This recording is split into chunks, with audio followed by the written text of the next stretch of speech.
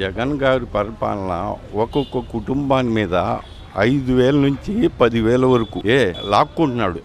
ఇచ్చేది పథకాలు అంటున్నాడు. ఒక్కొక్క కుటుంబానికి సంవత్సరానికి ఇచ్చేది 18,000 రూపాయలు. ఈయన లాక్కునేది 60,000 నుంచి 1,20,000. మీరు చూసే ఉంటారు పత్రికల్లో, టీవీల్లో. ప్రతిరోజు దాడులే కదా వాళ్ళు చేసేది. ఎవడన్నా ఇచ్చేస్తే, మీలాంటి వాళ్ళు ఎవడన్నా ఫోకస్ చేస్తే మీ మీద దాడి, విలేకరుల మీద దాడి, పేపర్ మీద దాడి. ఈనాడు పేపర్ 2 రోజుల క్రితం చూశారు. ఏమండి, ఆఫీస్ పగలు కొడుతున్నారు. పోలీసుల దగ్గరుండి వాళ్ళు ఏం చేస్తున్నారండి? విలేకరిని కొట్టారు.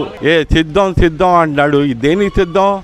వెళ్ళిపోవటానికి సిద్ధం. ఇండియాలో టాప్ మోస్ట్ మన గంజాయి ఆంధ్ర నుంచే వెళ్తుంది మొత్తం ఇండియాకి. మీరు చూస్తున్నారు, మీకు తెలుసన్నీ.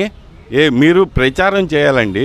మీలాంటి వాళ్ళు ప్రచారం చేస్తేనే ఇది తెలుసుద్ది ప్రజలకి. అతను 25,000 కోట్లు ఈ మద్యం మీద అప్పు చేశాడు.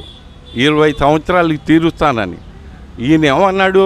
మద్యపాన నిషేధం చేసి నేను ఓట్లు అడుగుతానన్నాడు. అలాంటిది 20 సంవత్సరాల వరకు అప్పు తీర్చడానికే అవుద్ది ఈయనకి. ఏమండి, ఏ ప్రభుత్వం వచ్చినా 20 సంవత్సరాల వరకు అప్పు తీర్చడమే. దాని మీద ఎవరు ఏం చేయలేరు. ఎవరన్నా కానీ చచ్చిపోతాడు అతను. ఏమండి, చచ్చిపోతాడు. 6 నెలలు కంటిన్యూగా తాగితే. ఎన్ని కుటుంబాలను నాశనం చేస్తాడండి ఇంకా? ఏమండి, ఒక రాజధాని చాలు, 3 రాజధానులు అంటున్నాడు. 5,000 కోట్లు కట్టి ఒక రాజసింహాసనం కట్టుకున్నాడు అక్కడ. ఎవరి గురించి అండి? ఎవరి డబ్బులండి? ఇవి ప్రపంచ డబ్బు అండి. ఇది మన ఆంధ్ర రాష్ట్రం డబ్బు, ప్రజల డబ్బు. అది 500 కోట్లు మాట్లాడండి. అతను ఉండటానికి 500 కోట్లు కావాలండి? అంత ఇల్లు కావాలండి అతనికి? బేదోడు నేను బేదోడినే అంటాడు.